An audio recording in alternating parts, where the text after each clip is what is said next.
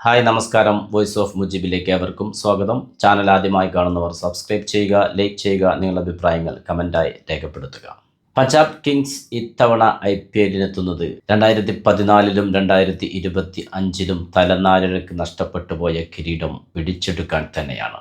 2014-ൽ കൊൽക്കത്തയ്ക്കെതിരായിരുന്നു പരാജയപ്പെട്ടതെങ്കിൽ 2025-ൽ RCBക്കെതിരായിരുന്നു പരാജയം. 2025-ലെ ഫൈനലിൽ RCBയും പഞ്ചാബും ആദ്യ കിരീടത്തിനു വേണ്ടിയുള്ള പോരാട്ടമായിരുന്നു. 18 വർഷം കിരീടത്തിനായി കാത്തിരുന്ന ഇരു ടീമുകൾ ഫൈനലിൽ ഏറ്റുമുട്ടിയപ്പോൾ വിജയം RCBക്കൊപ്പമായിരുന്നു.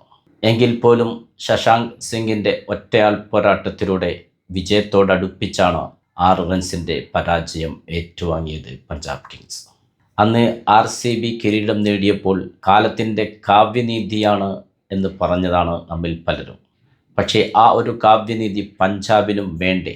2014 ശേഷം മികച്ച പ്രകടനങ്ങൾ കാഴ്ചവെക്കാൻ കഴിയാതെ പോയ പഞ്ചാബ് കോച്ച് റിക്കി പോണ്ടിങ്ങിൻ്റെയും ക്യാപ്റ്റൻ ശ്രേയാസ് അയ്യരുടെയും മികവിലായിരുന്നു മികച്ച പ്രകടനത്തിലൂടെ ഫൈനലിലെത്തിയത്. 2025-ൻ്റെ IPLിലേക്ക് വരുമ്പോൾ ആരും തന്നെ പഞ്ചാബിന് വില കൽപ്പിച്ചിരുന്നില്ല. പക്ഷേ എല്ലാവരുടെയും പ്രതീക്ഷകളെ തകിടം മറിച്ചുകൊണ്ടാണ് പഞ്ചാബ് മുന്നേറിയത്. അതിൽ പഞ്ചാബിന് ഏറ്റവും ഗുണകരമായി മാറിയത് ഓപ്പണിംഗ് ജോഡി തന്നെയായിരുന്നു.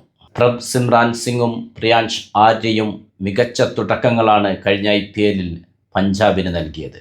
ആ തുടക്കം മുതലെടുത്തുകൊണ്ട് തന്നെയാണ് ക്യാപ്റ്റൻ ശ്രേയാസ് അയ്യരും ശശാങ്ക് സിംഗുമെല്ലാം നല്ല പ്രകടനങ്ങൾ കാഴ്ചവെച്ചുകൊണ്ട് പഞ്ചാബിനെ ഫൈനലിലേക്ക് നയിച്ചതും. പഞ്ചാബ് ഇത്തവണയും വലിയ മാറ്റങ്ങൾക്കൊന്നും മുതിർന്നിട്ടില്ല. ചില മാറ്റങ്ങൾ മാത്രമാണ് പഞ്ചാബ് നിരയിൽ വരുത്തിയിട്ടുള്ളത്. കഴിഞ്ഞ സീസണിലെ കളിക്കാരിൽ തന്നെയാണ് പഞ്ചാബ് ഇപ്പോഴും പ്രതീക്ഷ അർപ്പിക്കുന്നത്. ബാറ്റർമാരായി ശ്രേയാസ് അയ്യർ, നെഹാൽ വധേര, വിഷ്ണു വിനോദ്, ഹാർനൂർ പന്നു, പൈല അവിനാശ്, പ്രഭ് സിമ്രാൻ സിംഗ്, ശശാങ്ക് സിംഗ്. പിന്നെയുള്ളത് ഓൾറൗണ്ടർമാരുടെ നിരയാണ്. ഓൾറൗണ്ടർമാരുടെ നിര വളരെ ശക്തമാണ്. ഹർബീത് ബ്രാർ, മാർക്കോസ് ടോണിസ്, മാർക്കോ ജാൻസൺ, അസ്മതുള്ള ഉമർസായ്, പ്രിയാൻഷ് ആര്യ, മുഷീർ ഖാൻ, സൂര്യൻഷ് ഷെഡ്ജെ, മിച്ചലോൺ, ഇങ്ങനെ തുടങ്ങി മികച്ച ഓൾറൗണ്ടർമാരുടെ നിരയാണ് പഞ്ചാബിനുള്ളത്. അതുതന്നെയാണ് പഞ്ചാബിൻ്റെ ശക്തിയും എന്ന് പറയേണ്ടിയിരിക്കുന്നു. ഓൾറൗണ്ടർമാരിൽ കഴിഞ്ഞ T20 വേൾഡ് കപ്പിൽ മികച്ച പ്രകടനം കാഴ്ചവെച്ച താരമാണ് മാർക്കോ ജാൻസൺ. സൗത്ത് ആഫ്രിക്കയ്ക്ക് വേണ്ടി സ്ഥിരതയാർന്ന പ്രകടനം തന്നെയായിരുന്നു മാർക്കോ ജാൻസൺ കാഴ്ചവെച്ചത്. അയാളുടെ ഫോമും പഞ്ചാബ് കിങ്സിന് കരുത്തു പകരും എന്നതിൽ സംശയമില്ല.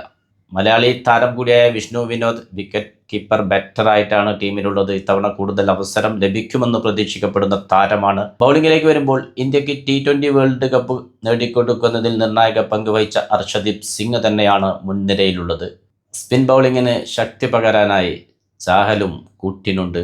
സേവ്യർ ബ്രാഡറ്റ്, പ്രവീൺ ദൂബെ, വൈശാഖ് വിജയ്കുമാർ, യാഷ് താക്കൂർ തുടങ്ങിയ കളിക്കാരെ കൊണ്ട് ബൗളിംഗ് നിരയും സമ്പന്നമാണ്. ഓൾറൗണ്ടർമാരിൽ ഇത്തവണ കൂടുതൽ അവസരം പ്രതീക്ഷിക്കുന്ന താരമാണ് സർഫറാസ് ഖാന്റെ സഹോദരൻ മുഷീർ ഖാൻ. മുഷീർ ഖാനും വിഷ്ണു വിനോദുമെല്ലാം കിട്ടുന്ന അവസരങ്ങൾ മുതലെടുത്താൽ കഴിഞ്ഞ തവണ നമ്മൾ കണ്ട പഞ്ചാബിനേക്കാൾ ശക്തമായ ഒരു പഞ്ചാബ് കിങ്സിനെ ആയിരിക്കും ഇത്തവണ IPLിൽ നമുക്ക് കാണാൻ കഴിയുക എന്നതിലൊരു സംശയവുമില്ല.